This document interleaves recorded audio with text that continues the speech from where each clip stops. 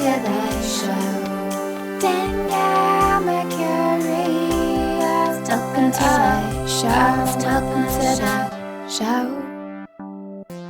Hello, my loves. Welcome to the show. We are still in the Friendsgiving series, and I am absolutely honored and stoked to be presenting my latest friend, the amazing, the adorable, the lovable Michelle Maros. Michelle is the kind of person that will open up your heart to you, that will be vulnerable and real and raw and lend a hand in any way that she can. I know at the end of the day, if I needed anything, she would help in whatever capacity that could be. And that is something that is so gorgeous and something that I'm just so grateful for to have in a friend. And that's the kind of person Michelle is. And that's the kind of person you're going to witness tonight in our show. But with that, she also has a gorgeous sense of humor, an amazing sense of style, a really awesome cat named Charlotte. And if you follow their adventures on Instagram, I'm telling you, you are in for a treat.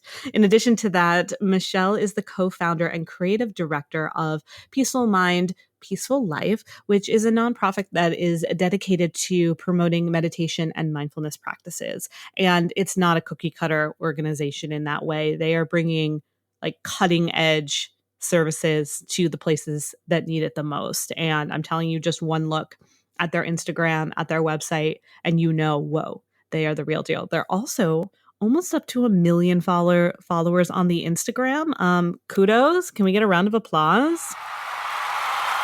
Yeah, that's really impressive. So definitely one to watch in that way. And, you know, Michelle and I met, I don't know, 6 years ago, give or take, maybe five. I think this is our 5-year friendiversary. And we met because actually one of our former guests, Emily Abe, or Emily Beatrix rather, she recommended that Michelle and I sync up. We had both were living in New York City, and I definitely was in a space where I could use some more spiritually minded friends. And same for Michelle. I mean, you want that person that you can go to the crystal shop with, and then go to a yoga class, and then go eat a fabulous dinner somewhere that is cool with the fact that you don't like dairy. So Michelle became that person for me. We instantly hit it off. I remember we had like a fabulous first date. We like stumbled upon the Friends Cafe, which is like amazing, and like found an Italian festival, and then like did yoga. It's like the best first friends date ever. And we've been friends ever since. And she's just such a cool, lovable cat. And I adore her, and I know that you're going to love her as well. Tonight, we really get into social media, what it looks like for you in the capacity of how you can show up for yourself while also showing up for the collective, showing up for more, showing up in ways to be of the best service possible. And we have fun. We were born in the 80s and children of the 90s. So, you know, don't be surprised when we get into Dawson's Creek and kind of have some fun with that piece of it all too. So here, my friends, witness my friend, my lover, as I like to call her, Michelle Maros. Hi, Michelle. Welcome. Hi. I'm so excited. Yay. This is like really long overdue. It is, but I feel like, I mean, you know, divine timing is everything. And we have so many juicy conversations in our own living rooms, and now we're going to record one. Yay. Yes, this is like an inside scoop in the world of Danielle and Michelle. I know. Long time coming. It is. We're celebrating our 5-year friendiversary. That's wild. I know. I'm grateful the Facebook reminded us.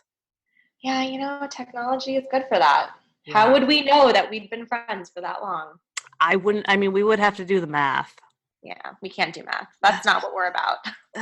We just want our phones to tell us things that we need to know. Exactly. Just tell us. Yeah, it was fun. We did what did we do? We went to Kundalini. At the beginning of our friendship, I mean, we've done our first friend date. I don't know if you remember this. We went to that Italian fair in New York City, and we shared pizza. That's right. And some sort of Italian dessert. And then we also took pictures outside of the Friends coffee shop. Yeah, that was so cool, that Friends pop-up Yeah. situation. It was like a limited time thing, and we found it. Yeah, we did good. And You know, I say that's a I think pretty successful first date as I was friends. gonna say, if you find the Friends coffee shop on your first Friends date, that means that it's like meant to be. Yeah, it means you're like for life. Yeah. Yeah. For life. Yeah. Pretty No, solid. and we were both living in New York City at the time, which neither of us are now. Crazy. I know. Do you miss New York? How long? So let's keep talking about dates. How long has it been since you moved out of the city? Okay, so I have been out for about a year and a half, Okay. which is wild, but also not. Like, Yeah.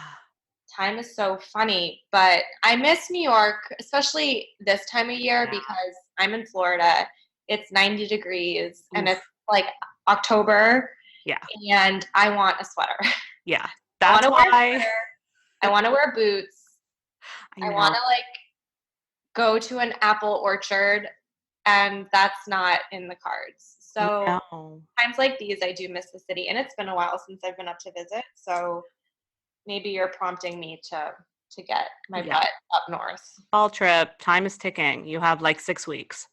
Yeah, Yeah. yeah, because I'm not trying to like be in snow. But No. No. No, I feel like the tail end of your New York journey, you were like, you totally avoided the winter. it wasn't great. No. I just, you know, I'm from Florida, You're from so Florida. I do the best I can, but my natural habitat is warmth. And Warmth. Yeah. Yet you love sweaters and layers. And again, today before we got on, you were like, I'm very conflicted. I have a hot coffee and a cold coffee because it's like I don't know that's the thing. what season I'm in. I should tell you that I was in Baltimore recently, and like they were getting into fall. Yeah. And I bought a pumpkin cardamom candle. So I also lit that to get myself into mood. But it's like tropical outside. But, Yeah. it's I know a you state of mean. mind, and I'm It's just weird. going with Yeah, I felt that way when I lived in California, especially like Christmas time. I thought it was strange because it's like it is freaking nice out and like there's a breeze and there's ocean, and yet I'm looking at like a giant statue of like Santa. I'm it. Yeah. confused.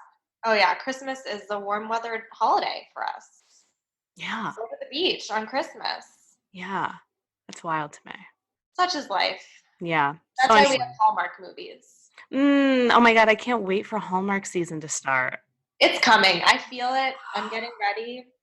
Oh, yes.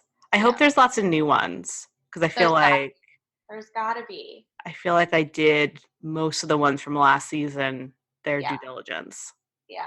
And they play them like randomly and throughout the summer. Mm-hmm. And I was having like a Christmas in July Really? desire, and I watched them. So yeah, I think they Yeah. definitely are gonna need to have some new ones. Revamp. Did it feel the same though? Did it feel weird watching in July? It did. It didn't feel right. Yeah. I mean, I enjoyed it because I'm such a sucker for anything cheesy, romantic, and a Christmas. Yeah. It felt like I was cheating on the season. Yeah, premature hallmarking. Can't do Yeah, it. we can't do that. Okay, so they're infamous for like the washed up WB stars, right? Of the past. So who would you like to see if you could see any actor from your youth or not like 90s WB CW on a Hallmark Christmas movie?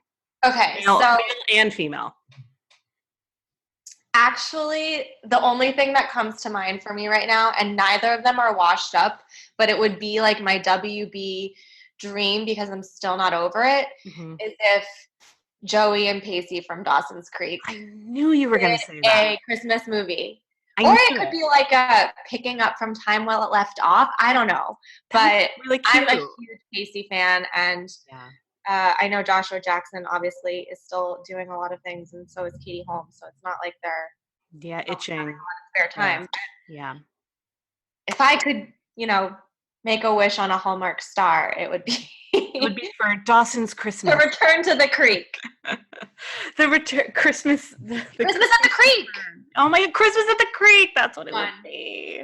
I mean, Oh my gosh. I feel like I've seen Dawson's mom on some of the movies. oh, she probably has been. Yeah, I'm pretty sure I saw her in one.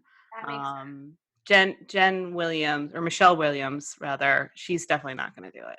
Nope, She's out. winning awards and things. Yeah, and Dawson's on Dancing with the Stars right now. Oh, wow. So Yeah, they he's really busy. stood the test of time then. Yeah, but that would be really cute, a little Joey Pacey They reunion. just were the best. So I was team Joey and Dawson. Oh no. I know. But This is that's getting red. so I watched Dawson's Creek with my stepdad, which is funny and Right. weird. But he was so angered by the Pacey Joey Yeah. storyline and the fact that like they actually ended up together. He's like, they might as well have just called it Pacey's Creek for God's sake. And I was like, geez. Like Dawson should get the girl if it's Dawson's Creek. So Now, didn't he wind up like alone or like going off to Hollywood? yeah. Yeah.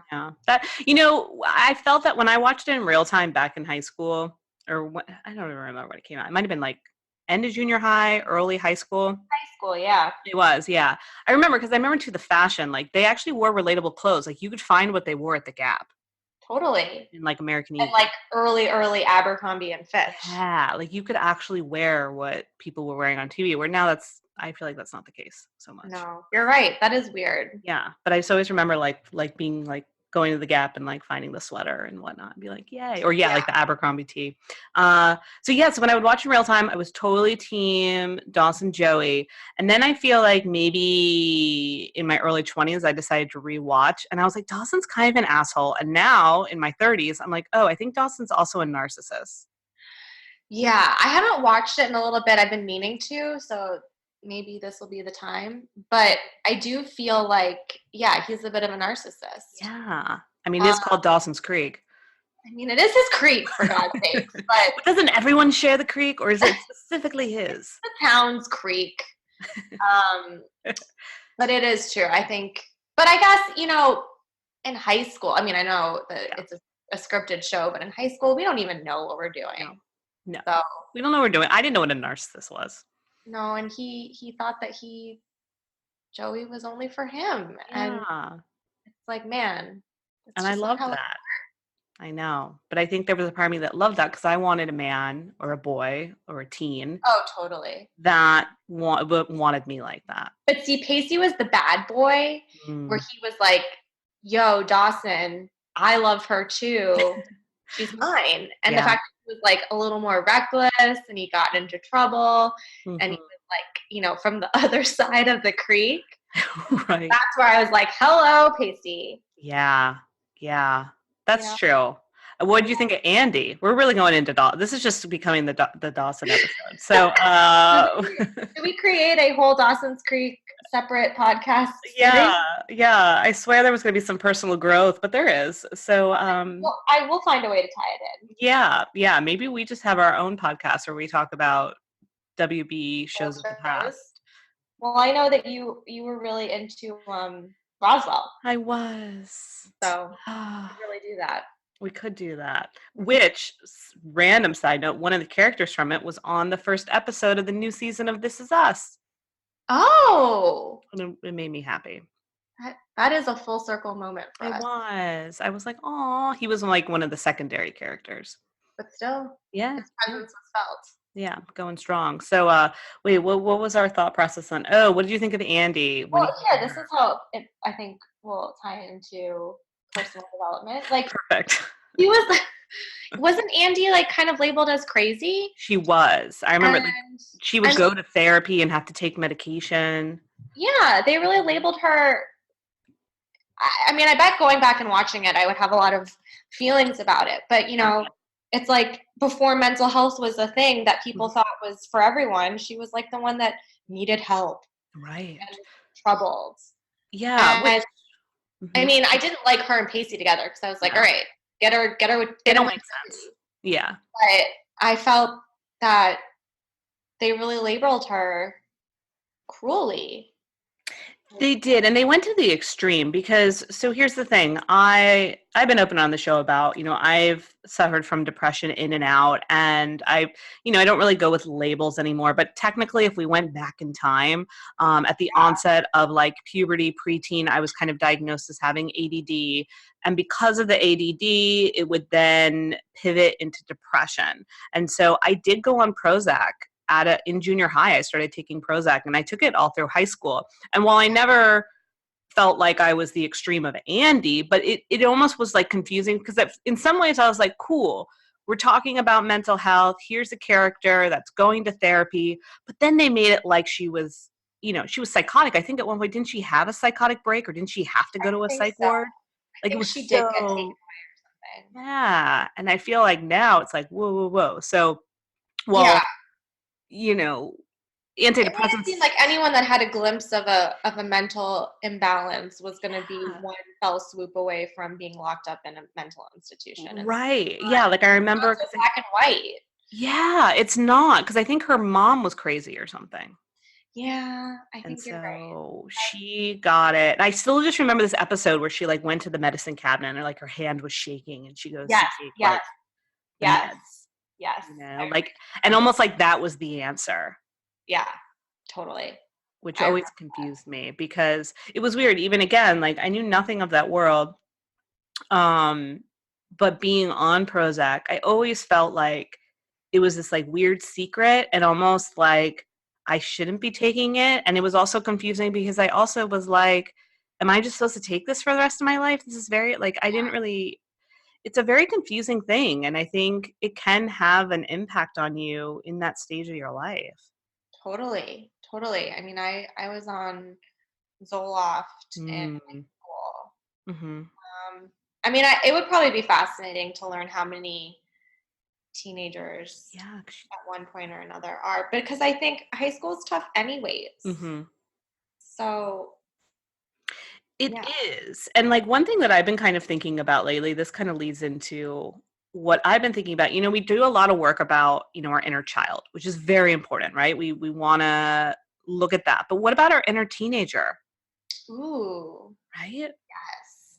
And I mean, the teenage years are wild. And I mean, I do a lot of work with teenagers now. You do. And I watch them with having social media and the internet, and which we didn't have. No. And I don't even, it's hard for me to even wrap my mind around the fact of having to grow up with that added layer of comparison and scrutiny as a teen. I don't even know. I don't know how they do it. Maybe that's why they're so much more mature, because they have to like adapt and grow so much faster because of that whole added world that's on them. But it kind of blows my mind. Yeah, me as well. Because I feel like, I mean, I think we're all so sensitive at that age. And I remember so many things like, I guess it's, in some ways it's the same, in some ways it's not. Like, for example, like, nowadays, I'm sure if there was a party or something going on and you weren't invited, you would find out because of social media. But like in our day, it would be like you would find out because someone told you after, or like on Monday. And then you you're would like, find out Monday at school. And you're like, oh, cool. Right. So then you're just processing it then, as opposed to processing it in real time, but also seeing like photo evidence of it. So again, like you said, like everything just has a stronger layer to it than what we had to kind of engage with.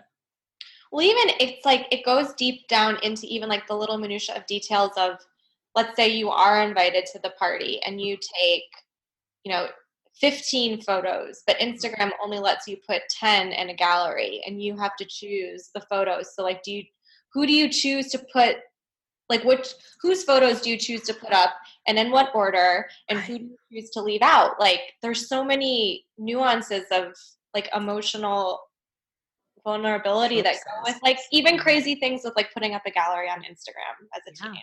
Yeah. Well, I don't know, but you take things so much more personally as a teenager. So. You do. I mean, all we had, remember MySpace, how you could rank your 5 friends? Yeah. That was like a thing, but to have to do that on a daily basis, it creates a lot of extra mental strain and almost like social fatigue. It is. It's exhausting. Mm-hmm. And you think that that's the be all end all as a teenager, like being popular online. And then you're like, no, there's a whole world that exists outside of your tiny little phone. I know. And none of that really matters. Right. But like, it is interesting because that time of our life, we're not really, which I always find so fascinating with the educational world, because a lot of the things we learn educationally are not things that we apply to our everyday life. Some of it's relevant, sure, or but I would have loved to have learned more about finances and business and just adulting, and we don't learn those things. And so we're learning kind of this, again, I don't want to say it's irrelevant, because it's not. Like, history is not irrelevant, math is not irrelevant, science is not irrelevant, but at the same time, we're being taught these kind of things that technically don't always resurface in our adult life. And then we're also being taught that kind of social presence is everything, and it's kind of a weird combination. Yeah, I mean, we're taught about like book smarts, but we're Sure. not taught about like emotional intelligence Yeah. and, I mean, street smarts, I guess. Right. But it's important too, and even mental health and self-care, those aren't things that are taught. But No. physical health, you have PE in school, Mm-hmm. I guess, I Ugh, think. I Do never we liked still have PE? I Um, think so. I don't know. Yeah, you're right. I feel like a lot of that's I changed. date myself. I don't know. You take care of yourself. You have health class, you have PE, but there's no mental health, there's no um, emotional Support. training and support. Yeah. So I think that it's a real rude awakening when you have to go out into the world and there's all this stuff being thrown at you and you're not feeling like you're equipped to handle it, or that there's something wrong with you because it is hard to handle. Right, which isn't your fault. And I feel like I definitely fell into that, like not knowing how to handle. And it wasn't, there's no one to blame. It was just, I just didn't know what to do. So then I, quote unquote, messed up. And then what did I do? I blamed myself. Oh, I can't figure it out. I don't know how to do this.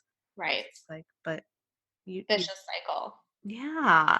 So you mentioned, I know clearly the work that you've been doing with teenagers, but I'd love for you to share a little bit more about what that work entails now that we're talking about it.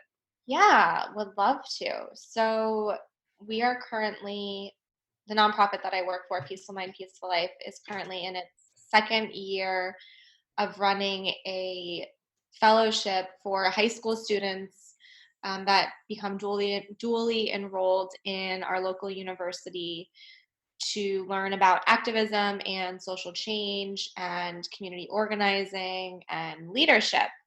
And that whole program was not kind of, it was Mm. inspired out of the shooting that took place in Parkland, which is just, a few miles from where we live. And I grew up in Parkland. So Mm. when that happened, oh my gosh, I was with you. That's right. We were together. That's We were right. together. We were in the car. I was driving you to the Yes. airport in Miami, and we Hmm. heard about it on the radio. Yeah. Whoa, Wow. crazy. Chills. Um, so when that happened, we kind of were like, what do we do? How can we help? And when we saw a lot of those students coming out of that tragedy with such strength and clarity of what they wanted to do and the impact that they wanted to have, we're like, okay, let's keep this going and help foster this however we can. So we started this fellowship, and we're in the second year, and we have 25 high school students Hmm. in the program, and it's really incredible. I think because of all of the tools and information and access that high school students have these days, they are so much more informed and aware, Mm. confident about their abilities to create change and to go after what they want. And it is different, I think, than when I was in high school Oh, and for probably sure. before in high school, because I don't think I would be remotely interested in something like that. No, I wouldn't have had the Times have changed. context. Right. Yeah. Times have changed. I wouldn't have, I mean, we did have Columbine, we did have things going on, but there really wasn't. And again, I guess this is where social media and technology has helped, because the information wasn't there, the access to that kind of information. There wasn't anyone in our realm to really look up to in that way to even inspire us or to plant the seed, so to speak. No, and so it's fascinating for me to watch, 14, 15, 16 year Mhm. olds getting so lit up by doing that kind of work. Yeah. So Yeah, and we are seeing more of it. Yeah, so it's amazing to see the work that you're doing with Peaceful Barb. That's what her name is, Peaceful Barb. We love you. We love you, Peaceful Barb. Um, with Peaceful Mind, Peaceful Life, and giving teenagers and individuals that are starting to see like others step up and say, I want to too, to be able to know that they can go through you to get the tools and the development and the leadership skills that they need is just so major.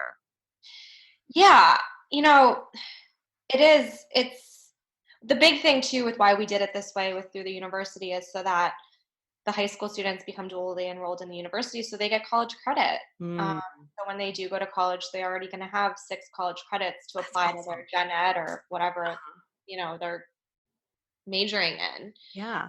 And it's like it's a cool way to just start to understand, and that's why we Peaceful Mind, Peaceful Life are involved to do the meditation and mindfulness component of it because we felt it was really important to help them to understand who they are and what they want and what they really wish to impact in the world Mhm. because some of us don't even know. I mean, No. 15-year-old, I was like, I just want to be invited to the party. Right. Like, how Right. do I get invited? How do I become cool? And I just Exactly. I just want to look cool and I want to make sure I'm wearing the right thing. right. What was Joey Potter wearing on Dawson's Creek? Yep. Exactly. Um, I need those jeans. exactly. Hmm. So just helping them to tap into themselves so that they know what they want and or at least start to ask those questions. Hmm. And Yeah. No, I feel like it creates a really cool transition from high school into college, and the fact that they're already able to get credits and starting to use tools like, again, meditation. I didn't know meditation in high school. no, I no. mean, for you, you grew up with Peaceful Barb. I mean, did But I she? didn't do it. I thought it was Yeah, weird AF. that was weird. Okay. She would go into her little room and put the sign on the door saying like leave me alone for 30 minutes. Uh-huh. And my stepdad and I would be like, what does she do in there? Right. But she was always very peaceful when she came out. So Living yeah, true that to was her a good name. thing. Yeah. Right. It was like one of those things, I'm sure. Yeah. Like you realized it benefited her. So it's like, okay, fine. But at the same time, there was never any inkling within you to be like, maybe I want to try it. Yeah, no. Yeah. But I also think like, yeah, high school teenage years were stressful Mhm. for me, for you, for us, for our generation. Like we had the teenage angst and the popularity contests and fitting in Mhm. and like school and the thought of the future was like there, but it wasn't so overarching that it felt unmanageable. Mhm. Like, I always knew I was gonna be in school, try and get good grades as good as I could. I Mhm. knew I was gonna go to college somewhere, but I didn't Yep. have a lot of pressure of like, where and how good of a school it was or whatever. Mhm. But working with these students now, starting freshman year, they are taking SAT prep courses on weekends Oof. and Yeah. like it is so cutthroat and competitive about grades and what classes you take and what electives you have and what extracurriculars you have and what letters of recommendations you can get and what relationships you can foster early on to get it's all so much more calculated to Mhm. get you into any school. So I think the whole dynamic of it is so much different that these kids are stressed to the max, Yeah. from day one. Yeah. Yeah. I think I look at what's going on now. I'm like, I don't know if I could cut it. I think I would really Oh, struggle. no. It is different. It's, Mm. you know, I always felt like in high school, we were high schoolers going to school, but we were still kids. Yes. And I don't get that sense anymore. I think Yeah. high school students are just like miniature adults now. Yeah. Why do you think that change has come to be? Like, why is there more of this pressure? Where is this coming from? I mean, I do know a bit that colleges and universities have become so much harder to get into. The competition has become a lot more stiff. Yeah. There are so many kids that can get 4.0s and have great sports or whatever, and Right. it's not enough. Mm-hmm. So I think it's that competitive of even getting into a school. Mm-hmm.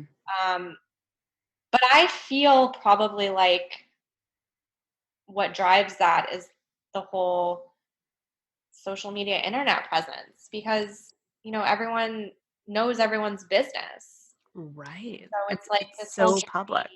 journey of being in school, and then what are you going to post about, on college t-shirt day, or whatever. Sure. It's all about wanting to belong and wanting to fit in. And because of social media, it is so heightened now. Yeah. Whereas before it was recognition on your birthday. Every over the holidays, like families would send those like letters in the Christmas cards or in the holiday cards being like, this is what we're up to. And it would be really cheesy, but like that Yeah, would be, exactly. but now we're doing those like letters all the time. We're doing these like little cheesy updates all the time. We always feel like we have to report to the world. Right. And that may be creating this. Better or unique or different somehow. Yeah, which it's true, because I find that as soon as I start to feel like, and for me, I'm the opposite. I don't, as much as of course, we all want to belong and we all want to feel a sense of fitting in, because of course we want to feel love and we want to feel partnership and those different pieces of life. At the same time, though, once and maybe it's just more in the community I'm in now, the more I start to feel like, oh shit, like I feel like I'm like everybody else, or it starts to get really saturated, I want out. It's like I want to jump Yeah. ship. Oh, totally. I mean, we've talked about this a lot, like where I'm like, get me out of here. Like what is this? I didn't sign up for this. Yeah. I've been having a lot of those kinds of feelings lately, because it's like when something gets too trendy, it becomes sterilized almost. And then you're like, what is this? It's What true. am I participating in? Yeah. And like, yeah, it just takes away from the integrity of what it is. And especially now that, something like spirituality, where spirituality and, meditation and things like that, they were considered woo. And it Yeah. was kind of like, that's weird, don't go there. And because of that, it was almost protected. It was like almost like this interesting protective bubble of the woo, so to speak, by people's skepticism. Whereas now it is trending, but I feel like what's trending is the material part of it and other parts of it. And we've lost that protection around the thread that holds it together, so to speak. Yeah. I mean, I remember, so I did yoga teacher training back in 2012. Okay. And I feel like yoga was really getting really popular. I mean, it had been popular for a long, long time, but yoga was definitely the gateway. Yoga became like the billion-dollar industry around that time, where like I think Lululemon started becoming on the scene, and athleisure and activewear brands, where it wasn't about the yoga, it was about like what you wore to the yoga. Right. And that like brands surrounding yoga started to become really big. And I remember it kind of shifted the energy of like yoga from being a practice that you would wear whatever the hell you wanted or whatever you had in your closet. Just wear like an old t-shirt. Yeah, you could sweat it. I remember like my first hot yoga class I went to in, I think at the end of high school. I wore like Sophie shorts. Remember Sophie shorts? Yes, I like love them. Yeah. Sure. Because it was just like whatever I didn't care that was going to stink, because it was hot yoga. Right. You were like, I can sweat in this. No big deal. Yeah. So I think it shifted the energy from like being about a practice that you just showed up to take care of yourself to like so much more about the external, like the clothes or the mats or, whether the studio became Instagrammable or the personality of the teacher. Yeah.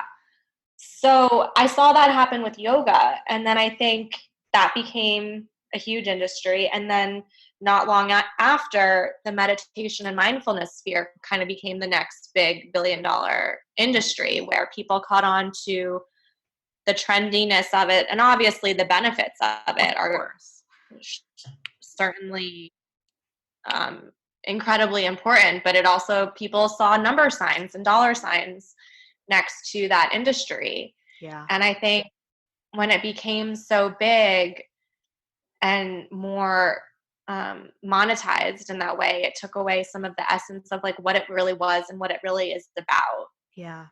Um, and so if you really do care about the practices and like them, you kind of have to strip away the external crap that surrounds it and find what really works for you, that feels sacred for you again, that's not so Just publicized yeah, or industrial and yeah, like or keeping up with the not the I wanted to think of like a cool name. Keeping up with the Buddhas, if you will. keeping up with the Buddhas. Keeping up with the Buddhas. It's Keep, true. yeah. Or like, yeah, it's just, Yeah. it takes it from being your own personal thing and it makes it, an industry thing. It makes it an industry thing, which again, like you said, it's bringing it to some people that maybe never would have gotten it before. And that's beautiful. And so if this has been something that's been brought to you because of Lululemon, because of someone that decided to monetize it and it's helped you and it's shifted your life, that is beautiful. However, it can be hard when you're in this industry and let's say you are in the coaching world as well. As you know, like you went through IIN, I went through IPAC for life coaching. Yeah. And we did it with the intent of wanting to help people. And for me, I remember when I first found out about coaching, I was really excited. And when I looked at it, I didn't really know how it was going to work when I got my certification. But I remember thinking like, I would love to find a way to just make a comfortable living and help people. That was Yeah. my thought process. I even thought about like, maybe I'll get a little office. And I remember writing like, Yes. I'll have like a little water cooler that has like lemons and cucumbers in it. Yeah. No, I had that whole Yeah. And then the option that you could kind of take things into your own terms. yes. Like that. Yeah. And then all of a sudden it felt like, oh my God, well, I have to prove to people why I'm a good coach. And I have to really, I don't know, just almost like sell my soul to make this work. Yeah, because it's I feel like, and I'm a little removed from that whole industry now, but I just feel like it had become more of like, what's your social media following? Mm-hmm. And what are your offers that make it seem like You're winning. yeah. Yeah. And that will make you money. I mean, it's become this thing where it's like you get to help people and you get to make six figures. And if that's the case, great, but there's nothing wrong with helping people and just making a living where you feel comfortable. Right. And maybe that's 50,000. I feel like everyone should just be really honest about what their standards are. Of course, having more money is nice. I'm not going to say that it's not, but also there's nothing wrong with just making a good, honest living that's in an alignment, doing what you are good at. What I found to be a big help for me is I know, we've attended a lot of the same events and workshops and conferences and all of that stuff. And I feel like a lot of the messaging that I took away, and you might agree, is like, how can you be bigger and how can you go global or how can you change the world with your work, which is great, lofty goals. But I feel like it sets you up to think, if I'm not, coaching people in Australia and all over the US and the UK and South America or whatever, if I'm not global, changing the world, then it's not important or I'm not really making an impact. Right. And so I think it kind of set us up to go cast our nets so wide rather than looking around us and seeing, okay, well, what can I do where I am? And so I think for so long it was like so externally focused of like, for me, getting out and getting big. Right. But then really, what is that? Like, what is the impact when you just spread yourself thin, but you go far? And rather, I think where I feel the most beneficial and useful is now scaling back and seeing like, who can I help or assist in my little sphere. Right now, that's like, my little bubble in Boca with the students or, with some of the other things that we do. And I feel like scaling back isn't defeat or bad. It's like just drilling down to really support the community that you're living in. And I Yeah. think that's kind of what the self-help world or the community kind of took away, is that sense of like community, Mm-hmm. where it became about being big globally on the internet, but not really drilling into like your community and seeing where you can be a key player where you are. And I know you've done that really beautifully in Philly. Yeah. Thanks. Yeah. I mean, I think that's what it came to be. I mean, New York, I was just ready to leave in general. Like, I felt like I got what I needed out of New York. And then when I went to LA, I got confused because I felt like I had to win. I felt like it was a competition. I felt like you couldn't be friends with someone until they checked out your social media first to make sure that you were at the same level as them and that you were able to get a green juice with them. Like, it always felt like I was being measured, and Yeah. I don't do well with that. I mean, no, most people don't, right? Oh, Um, it didn't feel good. It didn't feel like I had to like win in order to be accepted. yeah, because it's not, I mean, I know tons of really powerful, impactful, inspirational healers and Hmm. teachers that have no social media presence, Right. and they do their thing, out of their house, Yep. and it's all word of mouth, Yep. and, do great work and make great livings, Yeah, and it's all gravy. it It's all is. gravy. Um, Yeah, baby. so I think it's no competition of that sort. It's all beneficial.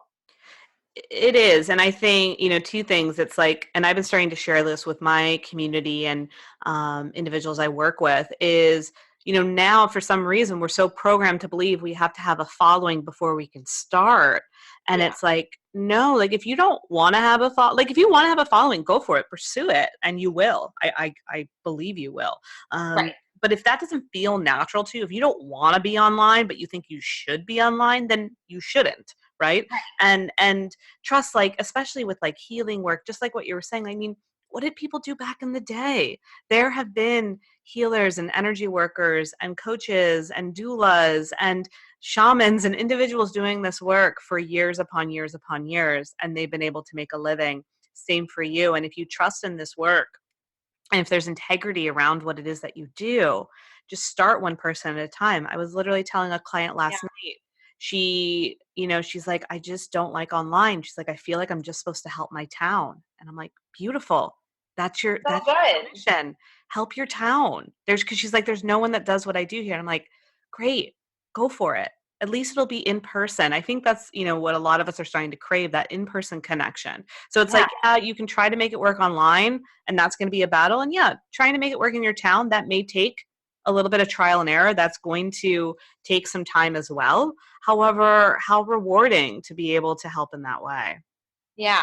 I really think that it feels, at least, or at least I hope, Hmm. that this next era is going to be less about the broad Yeah. aspect of like the internet and more about getting up close with people that are around you and having that more personal connection. Yeah.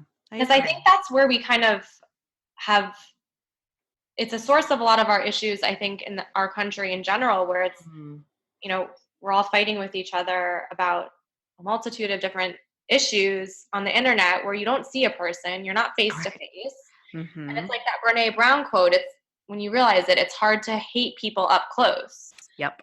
So if you're actually having a conversation with someone about a heated issue, it's going to be a lot harder for you to say something really nasty to them than Hmm. it would be if you were going back and forth on a screen on a computer. Yeah. 100%. And you feel validated when you're by yourself on that screen. You're very, you're fueled. You're operating off of this really kind of, I don't know what the word is, but like, Keyboard warriors. yeah, keyboard warriors, oy, as opposed to, right, in person. Would you, and we're not saying that, oh, prove that you're really, you can do it outside of the keyboard. However, it's true. And so we're hiding behind our phones in so many different ways and so many different levels. And I know you and I have also talked about this, and I've talked about this publicly on the show, taking breaks from our phone and social media. It's so good. Yeah, it's I know really that beneficial. been really doing that on a regular basis. It's important, I think. Yeah, it's important because it's an addiction like other things. We have an emotional response to our phones as well, and we don't realize it. And what happens is we release adrenaline, we get surges of different emotions through our phone, and our body starts to depend on those surges. And the only way we know how to fill ourselves up is through that. But it's, as you know, really mindless. And so what can we do instead to start to teach our bodies? And we have to really relearn how to have an emotional experience with the present moment and with people in real time, and start to fill ourselves up that way than always with the technology. Yeah. Yeah. It's I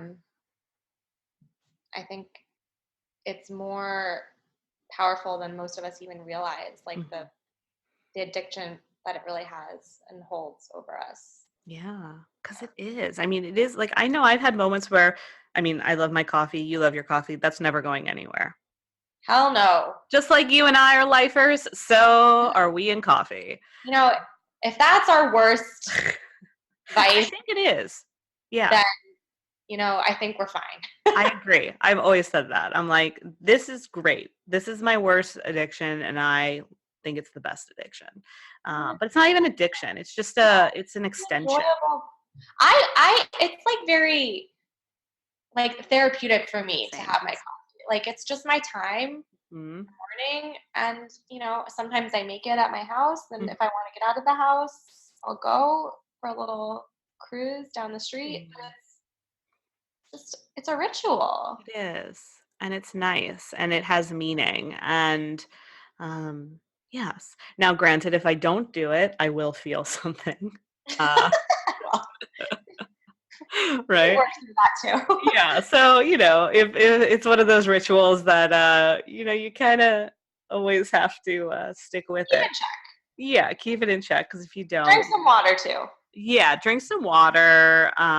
Take some breaths. So it all balances out. But, I think people are doing the same thing with their phones, and it's like, yeah. I mean, I'm driving down on a highway these days, and I look over, and there's people on their phones driving on the highway, and I'm like, what? How are you doing this? Why are you doing this? No. And that's the addictive piece that I think is really the dangerous part, is like we don't even realize that we're doing it. Right. And for what purpose are we doing it? It's just second nature. It is. Yeah. If you guys want to try, or you all want to try a interesting experiment, delete some of the apps you go on a lot, and you'll notice you'll still reach for your phone, and you'll go directly where that app used to be on your phone, and it won't be there. And you'll be like, oh, it happens. Yeah. My mom used to do a thing like when cell phones first became a thing, and she was driving, she would put her phone in her trunk. Drive. That's amazing. But, I mean, it kept her from using it. Yeah. That's one way to do it. Oh my God, I love. She also didn't listen to the radio in the car. She banned me from listening to the radio when I started. That's no fun. I know. She didn't want me to be a distracted driver. Oh my God. And you listen to her? Well, I was influenced by friends, so sometimes if I had friends in the car, I would turn it on. But I tried really hard to be, and I understood the purpose, because, of course, it is I distracting. still do that thing these days where, like if you're driving and you have the radio on or you have music on, and you're like, you're not sure where you're going, and you're like, oh, I think I need to turn, I'm not sure, and you like turn the radio down. Yeah. That's true. That actually makes a difference. Yeah, that does. Or like if someone's with you, like they need to stop talking so you can figure it out. Yeah, that's true. You do. Yeah. Yeah. Yeah. And so I'd say, you can put your phone in the trunk. Airplane mode also works. It's true. But same thing. If you put your phone in airplane mode, like I guarantee you, like you're going to reach, and you'll be like, oh, wait, nope. I put on airplane mode for a reason. Yeah, recognizing how many times you actually go to reach. I mean, if you have an iPhone, I'm sure other phones have this too. If you go and check your stats, the screen stats, like it shows how many times you pick up, like your notification. Oh, really? You can check how many times you pick it up? Yeah.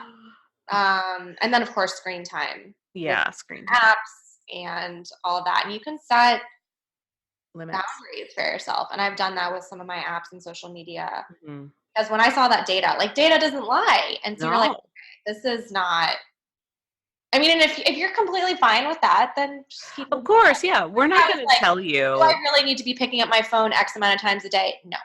Right. So let's work on this. Yeah. Um, well, yeah. And I just think about one of my big takeaways from starting to cut back on my phone time. I was starting to see how it was taking away from some of my current relationships. It's like, oh, I say I don't have time for so and so, or I don't have time for this friend, or I don't have time to date. And it's like, Yeah, no, you actually do have the time. You just have distracted your time to such an extreme. And you've also, because you're self-employed, have used that as an excuse as to why you need to be distracted by your phone. right, And that's not cool. right, right. Yeah, So that's been a big one for me. So, yeah.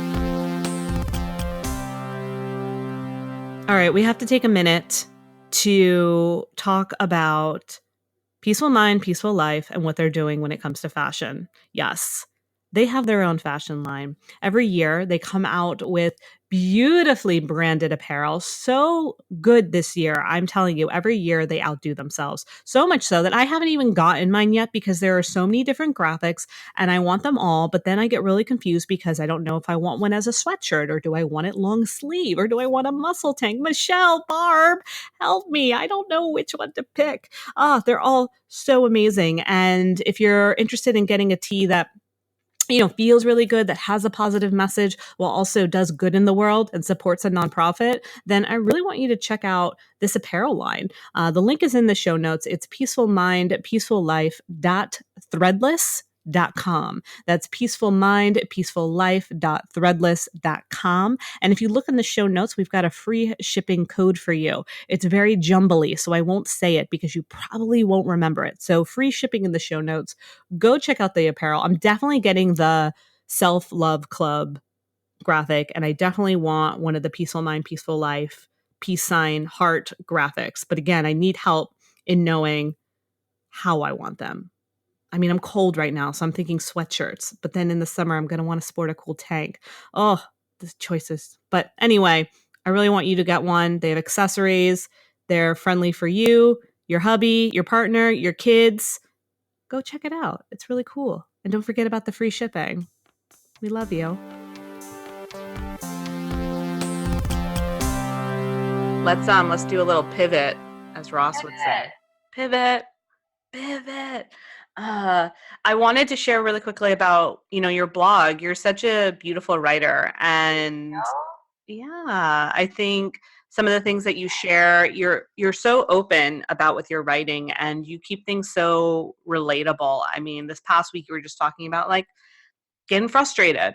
And it's like something like, I don't know, I feel like it's like a vulnerable thing to talk about, the fact that we get angry or frustrated. And the week prior you were talking about body image and your relationship with your own body. And so these are like real things, and you really go to these kind of raw, vulnerable places. Thank you. That means a lot to me for you to say that. I've been writing a blog for like 6 years, Mm-hmm. no, maybe more. I don't know. Wow. Long Many, time. but it started off as just, a kind of like a Mm-hmm. how to meditate, my 5 steps to finding inner peace, whatever. It was very fine and Surface. informational and surface level. Mm-hmm. And after a long period of time, I needed to take a break. I'm like, you know what? My brain is tapped. And I felt like I was living my life for content for my blog. And Mm-hmm. that's crazy and also exhausting. Mm-hmm. So I took a complete writing break, which was very scary, but also amazing. Mm-hmm. And when I came back to writing after my break and thinking about what I wanted to write about, I felt like I started to pull more from my own personal experiences and things that were happening to me, like in that moment or in that week, or like what was really up for me. Mm-hmm. And so I started to write more from that place of like, and when I wrote about the body image, I mean, I had been wanting to write something about body Sure. image for a long, long time. But I mean, in that week, I had someone make a comment to me about being really skinny and I couldn't see me because in her mind I looked skinny, Mm-hmm. and that she was complimenting me. And I was like, what the hell is this? Yeah, How did we get to a place where this is how we talk to each other? I know. And I was so infuriated by that I was like, I have to. Like, felt like I had to take the feelings that I felt in that moment Mm-hmm. to express it before it left me. Yes. And so, yeah, these days I just find that when I write from that place of like what's really up for me, I mean, usually it resonates with somebody else. Someone else is feeling frustrated. Sure, for sure. Someone else had someone say something fucked up to them about their body Mm-hmm. or diet culture or whatever. Right. Oh my gosh. Yeah, I feel like that has to be for like another conversation, because I definitely want to dive into that with you. Well, it's just very crazy. I went to a workshop over the summer, a retreat, and in the middle of the retreat, they were doing Q&A, and a woman stood up, and she was talking about how she was a recovering bulimic. Okay. She was recovering from bulimia and anorexia, so dealing with eating disorders. And she was talking about how even though she's been clean from her addictive behaviors and self-harm in that way, the thoughts in her mind, like, were going on and on and on about food and what am I going to eat next, or what am I going to exercise, or is this going to make me fat, or is, like, all those crazy thoughts about food, body image, dieting, whatever. And so she was asking the leaders of the retreat, who are like very prominent women in our sphere, how to overcome that. And the two women that were leading the retreat were like, we suffer from that all day, every day too. We don't know the answer because we still deal with that. Mm-hmm. And then one of them was like, how many of you in the room can relate to what she said? And basically every single woman raised her hand that they felt like all day, every day, they were battling these thoughts about body image and wow. food and all that stuff. And I was it blew my mind, because I always felt like, well, is this just me? How do I get over this for myself? And it's not. Most women, and probably men too, but it blew my mind that so many people are suffering or experiencing this kind of thought pattern and thought process, and how much energy and time that takes. Mm-hmm. It's such a disruption. Yeah. And it's so unproductive. It is. And it doesn't allow us, it doesn't allow us the space and permission to just be, and again, it's been a long journey for me. I mean, again, I'd be raising my hand too in that room, because so many of us are on a journey. And I do think it's important for us to have these conversations, and maybe it doesn't need to be publicly, but at least with our close girlfriends or friends, and being okay with opening up the conversation around this, so that we don't feel so like alone, and maybe it'll soften some of this edge that we have, or this expectation that we have to look a certain way and that other people have to look a certain way too. Yeah. And it's like, who made that rule? Who decided one day that a certain body type or a certain hairstyle or a certain look was the ideal image? And like, I don't think we really know, or I'm sure we could dig deep back into like advertising. Who is that man? But I mean, like, who decided that, and why, and what was his all right, we're both like, a man.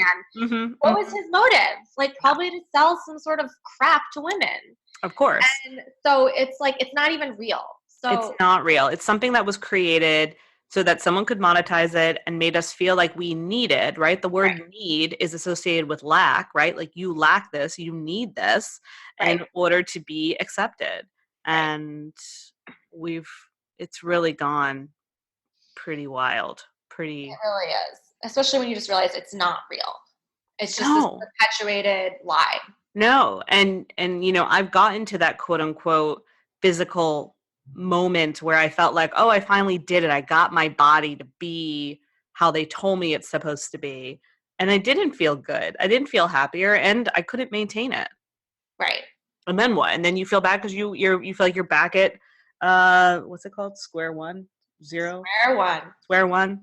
What does that even mean? Who made up that? Square one. I mean, we could have a whole conversation of like where all this shit came from. I know. So it's just like this unending loop, but I feel like it's like such a thief. It's a thief of our energy and our gifts and our empathy as humans, like Yeah. we could be doing so many other better things than agonizing about the bagel that we had for breakfast and thinking about what we're going to deprive ourselves in lunch because we had the fucking bagel for breakfast. Like, Totally. It's insane. Or why we can't, mad at ourselves if something doesn't fit, and it's like, oh, it's because I did this, and like next week you can't do that. Like you have to fit into this outfit to look this way. I mean, there are times where I wouldn't, like I was supposed to record a video or do something and I wouldn't because I'm like, oh well, you don't look good today, so you can't be. oh, totally. I mean, and we haven't even touched on the fact that, like, as women, our bodies hormonally change every single fucking day. So how can we Right. expect to look the same every single day? We Just don't. can't. I So, know. I know. It's like, wild. we have to manage that. We do, and we have to just accept, And honor it. And also, it's kind of like the self-love thing. We're not saying that you are going to be able to look in the mirror and just automatically be like, well, I love my body now. It's fabulous. Just to look at your body and just say, today, I see you, body. I yeah, see you. I'm so glad you're here with me. I'm happy we're alive. I'm it's our happy. home. Yeah, I'm happy you're my home. And Home without whatever makeup of our body is. And I'm yeah, obviously not a scientist or a doctor, so it's no, just like bones and whatever else. matter. You wouldn't be living.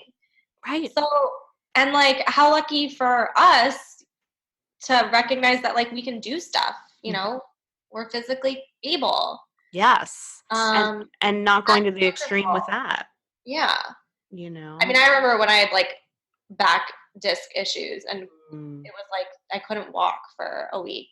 I was like, wow, putting a lot of things into perspective for me about how I feel about my body and Mm. how grateful I am that it really works for me most of the time. Totally. And for me, whenever my body's in pain, it's normally, I mean, we get sick, things happen, but there have been times where I've hurt my body because I was pushing it too much, because I was putting expectations on it to try to meet a certain standard. And my body would hurt because of it. And I'm like, I never want to do that to myself. I don't want to hurt myself because I'm trying to meet some expectation that's beyond what I'm capable of in this moment. Yeah. Yeah, so many Yeah. times. Yeah. So we love our bodies You. and the fluctuation and the flow. And whatever crazy things that it presents us in any given day, Yeah. you know, We just show up for it. show up for it. Yeah. I like my body today. I do too. Yeah. I A had nice home. It's like hmm. you think about your home that you actually live in and you like do nice things for it and you decorate it sometimes and you like clean it. But you do Yeah. it for your actual physical home too, like Hmm. your body. Yeah. Do the same thing. Take Like, care of your home. yeah, dress it up, put on some Put out some decorations. Christmas decorations. If I see you later, I'm gonna I wearing mean, lights over your head. yep, it's happening. Like, I'm just placing the star at the top. Yes, I'm just honoring my crown. But it is something to think about then with what you put on the inside as well, right? And again, not to get extreme with like nutrition and dieting and all of that, but being again mindful, like recognizing, okay, like this is also what's going on going into the inside of my body. This is how I'm, you know. Yeah.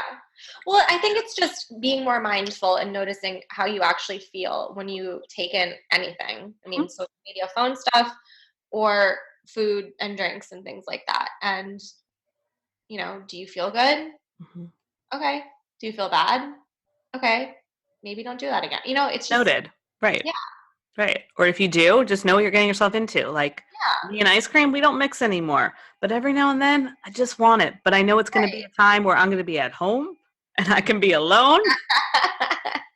Well, like, just you're making the choice. Right. You're not giving up your power to whatever. No, right. And that's another. But that's because we felt restricted in some way. And so Right. then we lose our own innate ability to make choices. And then we feel powerless. And then we sabotage or we succumb to whatever it is, food Exactly. in this case, which I've done. Oh yeah, we all have. Yeah. We've Yeah. done all the things. Mhm. Mhm. Yeah. Well, here's to keep doing all the things with you, friend. Yeah, we're gonna keep on keeping on. I love it. Thank you for being on this episode with me. Thank you. That time just really flew. I know. It flew by as quickly as a Hallmark movie. And this is the time where they would play the music and they would kiss for the first time. Aww. Credits, because you know the movie is over when they finally kiss. It's true. It's true. They usually will say I love you before they kiss. Yep, totally. Which is wild. Yep. Yeah. So yeah. Well, I love you, friend. I love you too. Yeah. Thank you so much for having me today. Of course. So, I already shared how people can find you, but if there's any last words or places you want people to go, please share.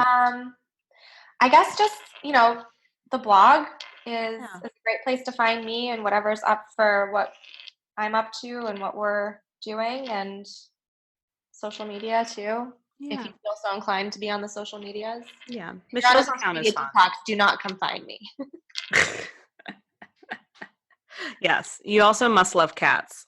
Oh, yes. Cats and coffee. Yeah. Was Shar around for this conversation? She was. Her cousins was here. Oh. So you had a cat energy. Oh, good. Yes. Good. I love a good cat audience. Yeah. She loves it. Amazing. Awesome. Well, thank you, Michelle. I adore you. Thank you. I love you. This is so much fun. Yay. So tell me, did you love this episode? While I may not need your validation, I certainly love it. So go ahead and make sure that you are following or subscribed or have reviewed this podcast in whatever app you listen to. And let's support the show by supporting each other. Share this out with a friend or someone that you know would just love to have a juicy listen. I adore you. You're amazing. Thank you.